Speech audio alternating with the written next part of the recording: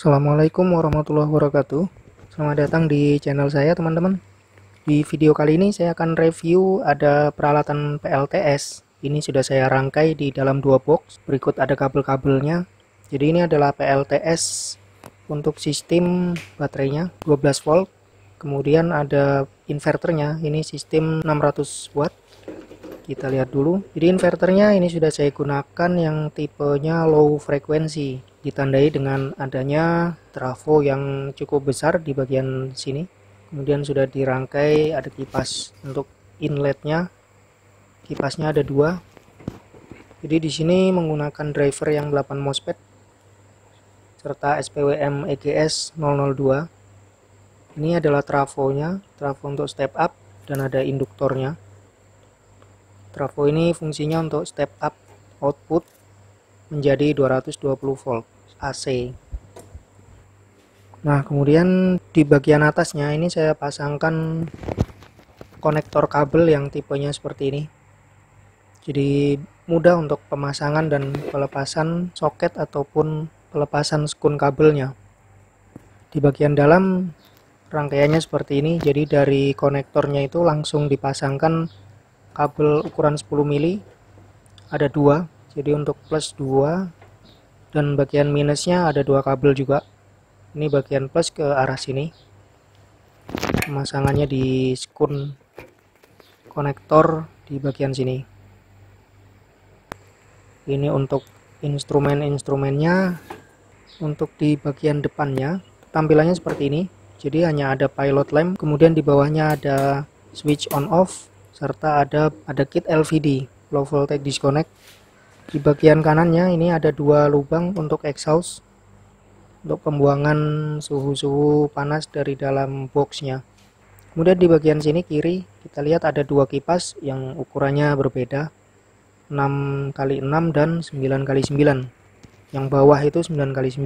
Kita pindah di bagian kiri. Di box ini isinya adalah baterai serta ada beberapa alat-alat lainnya. Kita lihat dulu. Nah, di bagian dalamnya ini terdapat baterai. Ini sudah menggunakan baterai tipe lithium, yaitu lithium iron phosphate. Kapasitasnya 100 ampere. Kemudian di sini ada MCB DC. Ini menggunakan ukuran rating 63 ampere semua. Kemudian ini untuk output dari baterai, saya juga menggunakan konektor yang sama dengan yang dipasang pada box inverter. Jadi ini untuk outputnya langsung ke sini, untuk outputnya ke arah skun. Solar charge controller saya menggunakan SCC PWM yang hijau. Ini sudah support untuk baterai lithium iron phosphate. Tegangannya kita lihat di 14,1 karena baterainya ini sudah full. Jadi sebelum saya pasang itu sudah saya charger menggunakan power supply. Settingannya di sini saya gunakan yang B3.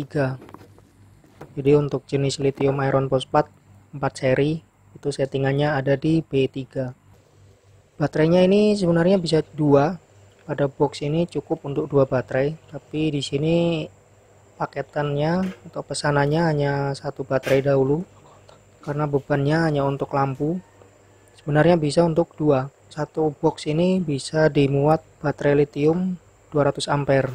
Nah, untuk jalur input dari panel surya ini saya buatkan dari kabel glan juga untuk inputnya di bagian sebelah kiri. Ini kabelnya menggunakan ukuran 4 mm untuk transmisi energi dari panel surya menuju input SCC. Konektor MC4 nya ini sudah menggunakan yang cukup lumayan bagus. Di sini saya pasangkan MC4 dari produknya Santre yang round core, jadi memang lebih bagus dalam transfer energi karena dia besinya lebih tebal, konektornya itu lebih tebal. Sekarang saya akan coba untuk nyalakan ini MCB nya. Nah, untuk LVD nya sudah nyala ya, 14 volt. Saya nyalakan switch on untuk inverter. Indikator lampu warna hijau sudah nyala, jadi inverternya ini sudah aktif sekarang. Untuk pengoperasiannya sebenarnya cukup mudah ya, jadi tombol on off aja. Untuk proteksi baterai karena sudah ada LVD jadi sudah aman, tinggal setting di LVD-nya, yaitu untuk pembatasan pengurasan energi di baterainya. Nah, sekarang lanjut untuk panel surya yang akan digunakan itu yang monokristalin. Nanti akan digunakan 4 lembar panel surya jenis monokristalin. Ini panel suryanya. Panel surya ini mereknya ST Solar dengan ukuran 120 WP. Ini speknya, jadi bisa teman-teman lihat sendiri speknya. Ini spek stikernya seperti ini, tapi realnya saya belum pernah coba. Jadi panel suryanya akan menggunakan 4 lembar 120 WP. Artinya total panel surya nanti berada di 480 watt peak. Sudah cukup untuk ukuran baterai 100 ampere. Oke, sekarang lanjut untuk pengujian dari inverter, pengujian beban. Ini saya menggunakan beban rumah, jadi langsung beban-beban harian yang akan digunakan. Ini sudah saya persiapkan juga wattmeternya. Ini saya koneksikan. Ini masih 0 ya wattnya karena belum masuk ke jaringan rumah. Jadi outputnya itu seperti ini, keluar dari inverter. Saya sambungkan ke kabel terminal yang sudah ada wattmeternya. Kemudian ini output diarahkan ke jaringan rumah. Ini masih off lampunya, belum dinyalakan. Kemudian inverter ini membutuhkan daya sekitar 9 wattan ya. Sekarang saya akan turunkan handle ini. Ya, nyala. Jadi jaringan rumah sudah disuplai oleh inverter yang tadi. Di sini bebannya udah terbaca 250-an watt. Sekarang kita cek di bagian dalamnya, kipasnya masih belum running karena suhu MOSFET belum meningkat. Jadi kipasnya juga sudah auto. Saat suhu MOSFET sudah tinggi baru dia akan running. Kit LVD settingannya seperti ini.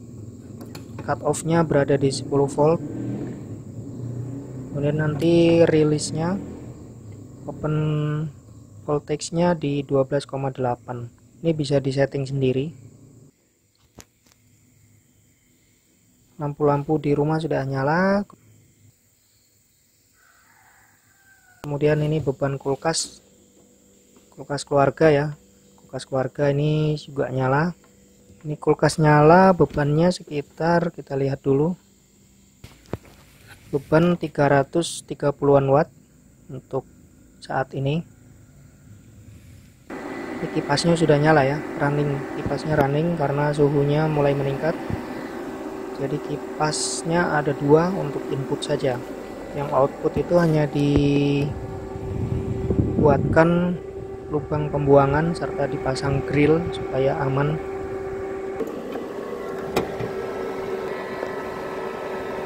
Suhu MOSFET dan suhu heatsink masih cukup adem. Untuk trafonya sendiri juga belum ada peningkatan suhu.